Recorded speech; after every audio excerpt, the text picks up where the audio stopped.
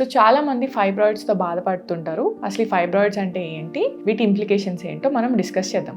So fibroids అంటే myomas. So myometrium నుంచి వచ్చే వాటిని మయోమాస్ అని అంటారనమాట. సో యూట్రస్ స్ట్రక్చర్ మనం చూసుకున్నట్టయితే, సో ఇది మయోమెట్రియం. సో ఇదొక మజిల్, ఇదొక స్మూత్ మజిల్. సో లోపల పొర అనేది మనకు ఎండోమెట్రియం అని ఉంటుంది అనమాట. సో ఎవ్రీ మంత్ పీరియడ్స్ వచ్చినప్పుడు ఈ ఎండోమెట్రియం అనేది బయటపడిపోతుంది. మళ్ళీ పీరియడ్స్ వచ్చిన సెకండ్ డే నుంచి మళ్ళీ పెరగడం అనేది స్టార్ట్ అవుతుంది.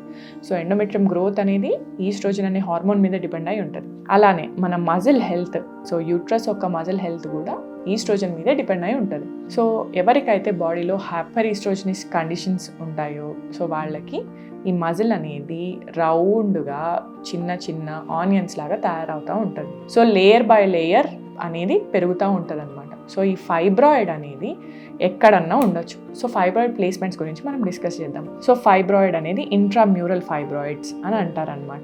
సో ఈ మజిల్ భాగంలో లోపల సైడ్ ఇక్కడ ఉంటే ఇంట్రామ్యూరల్ ఫైబ్రాయిడ్స్ అని అంటారు. సో సబ్మ్యూకోజల్ అంటే ఇక్కడ క్యావిటీ లోపల పెరుగుతుంటే వీటిని సబ్మ్యూకోజల్ ఫైబ్రాయిడ్స్ అని అంటారనమాట.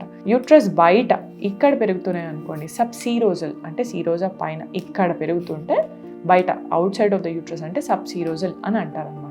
సో ఫైబ్రాయిడ్స్ ఇంకెక్కడ ఉండొచ్చు, సర్విక్స్ దగ్గర కూడా ఉండొచ్చు.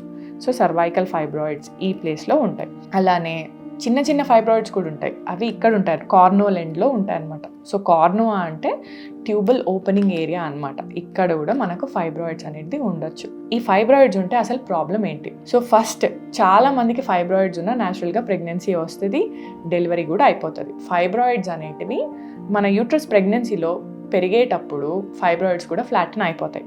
ఏ ఫైబ్రాయిడ్స్తో మనకు ప్రాబ్లం రావచ్చు అంటే యూట్రస్ లోపల ఉండే ఫైబ్రాయిడ్స్తో ప్రాబ్లం రావచ్చు, అలానే యూట్రస్ ఎంట్రీ పాయింట్లో ఉండే ఫైబ్రాయిడ్స్తో ప్రాబ్లం రావచ్చు, ప్లస్ ట్యూబల్ ఎంట్రీ పాయింట్స్లో ఉండే ఫైబ్రాయిడ్స్తో మనకు ఇబ్బందులు అయితే కలగచ్చు.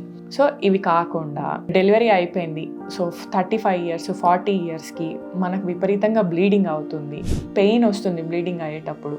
సో స్కానింగ్ చేసుకుంటే మనకు ఫైబ్రాయిడ్ ఉంది. సో మనం ఏం చేయాలి? సో ఫైబ్రాయిడ్ సైజుని బట్టి మనకు ట్రీట్మెంట్. 3 centimeters కంటే పెద్ద ఫైబ్రాయిడ్స్ ఏవైనా కానీ మయోమెక్టమీస్ చేసి మనకు రిసెక్షన్ చేయడం అనేది చాలా ఇంపార్టెంట్. అదే ఫైబ్రాయిడ్స్ చాలా పెద్దగా ఉన్నాయి, ర్యాపిడ్గా గ్రో అవుతున్నాయి ఫైబ్రాయిడ్, 10 centimeters ఫైబ్రాయిడ్స్ కూడా ఉంటాయి. సో ఇట్లాంటి ఫైబ్రాయిడ్స్ మనకు ఫ్యామిలీ కంప్లీట్ అయిపోయింది, 45 years 47 అయితే డెఫినెట్గా మనకు కంపల్సరీ సర్జికల్ కరెక్షన్ అనేది అవసరం. ఫైబ్రాయిడ్ తీసేయడం కానివ్వండి, అప్పుడప్పుడు కొన్ని కండిషన్స్లో అబ్నార్మల్ యూట్రైన్ బ్లీడింగ్ వల్ల మన హెల్త్ ప్రాబ్లమ్స్ వస్తున్నాయి, అనీమియా వస్తుంది, సో ఫెటీగ్ ఉంటుంది, మన డే టు డే లైఫ్ యాక్టివిటీస్కి కష్టం అవుతుంది అంటే 47 years ఈ ఏజ్ వాళ్ళు హిస్టెక్టమీ కూడా one of the option. So myomectomies అనేటివి సైజ్ని బట్టి డిసైడ్ అవుతుంది. సరే మనకి ఇన్ఫర్టిలిటీ ప్రాబ్లమ్స్ ఉన్నాయి, ఫైబ్రాయిడ్స్ ఉన్నాయి యూట్రస్లో, ఏం చేయాలి అంటే ఫైబ్రాయిడ్ ప్లేస్మెంట్ని బట్టే సర్జరీ.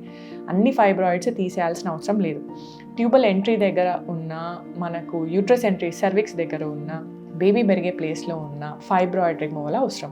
అదే యూట్రస్ బయట సబ్సీరోసల్ ఫైబ్రాయిడ్స్ ఉన్నాయి, less than 3 centimeter ఫైబ్రాయిడ్స్ ఉన్నాయి, యూట్రస్ పోస్టీరియర్ భాగంలో లేకపోతే లాటరల్ ఇటు వాల్లో ఫైబ్రాయిడ్స్ ఉన్నాయి, బేబీ పెరిగే ప్లేస్లో ఈ క్యావిటీని ఒత్తట్లేదు, అవి అంటే క్యావిటీ మీద ప్రెషర్ పడట్లేదు అంటే డెఫినెట్గా ఫైబ్రాయిడ్ రిమూవల్ అయితే మనకు అవసరం లేదు.